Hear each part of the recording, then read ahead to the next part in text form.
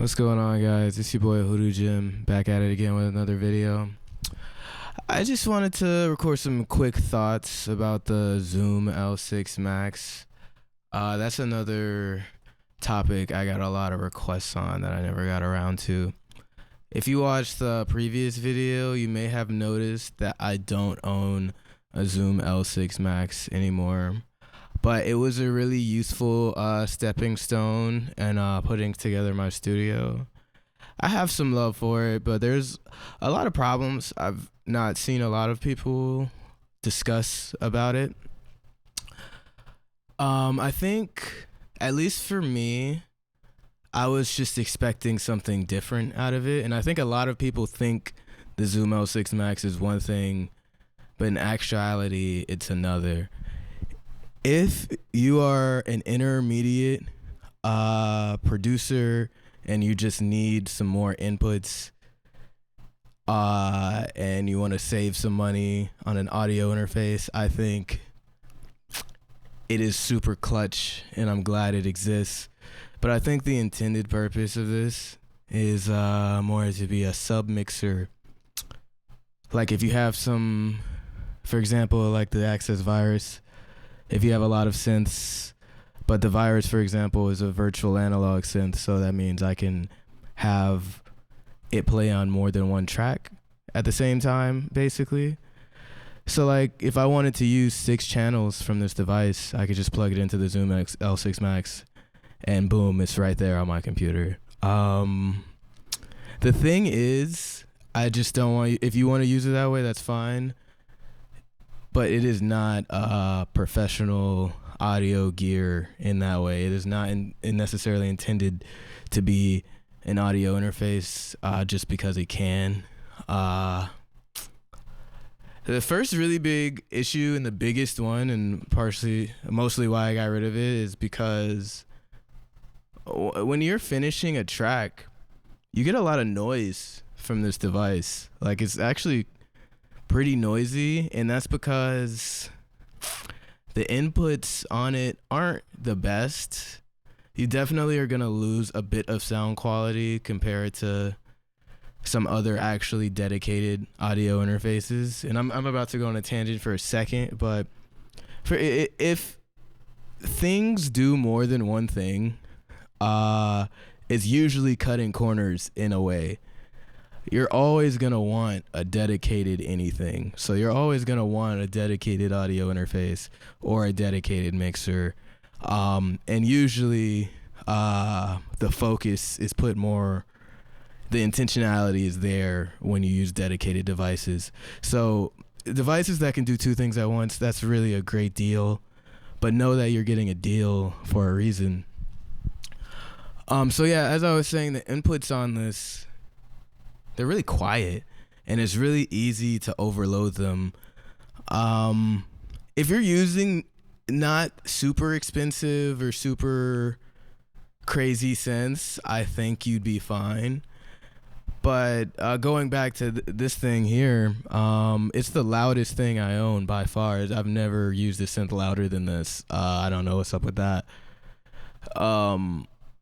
So like just using it normally, like at a typical volume, would just send the inputs into clipping and the recording would be unusable, really. So I had to record this really quiet. There is a pad on it.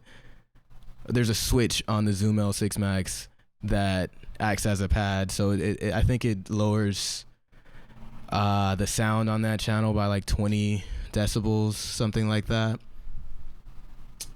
Somewhere around there, and that was useful, but it's just kind of awkward to mix on. It kind of neuters a lot of your sounds. I did like the boost button on the first 2 channels, or the high Z, whatever they call it. You can use that as some secret sauce. Like I used it on my kick drum on a couple tracks, and it does give you, you can power a lot of things. So I think that's really useful.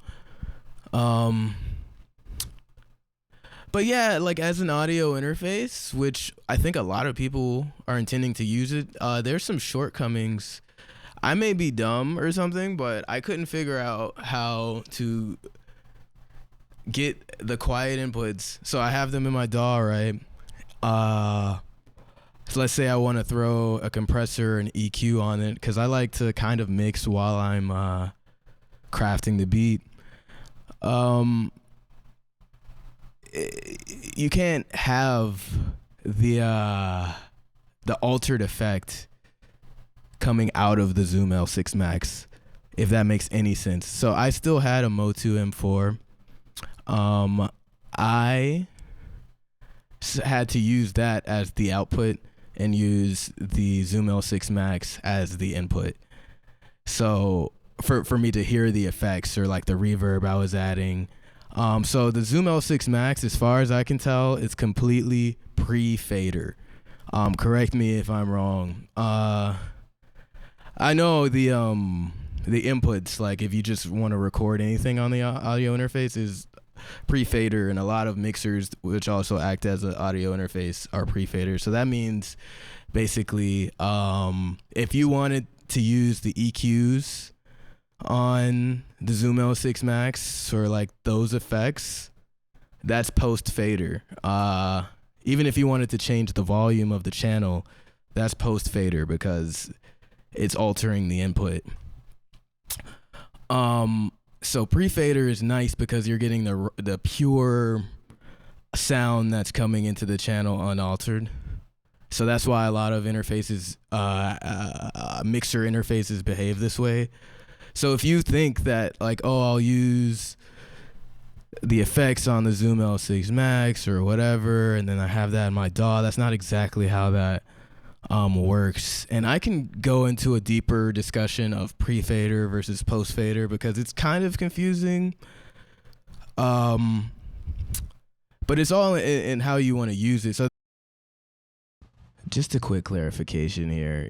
This is all dependent on if you work the same way I do and you mix while you're crafting the beat. But if you are the type of person that records as they go, like, oh, this is a cool thought, and you record that as a track, and then you record another track on top of that, and you print as you go.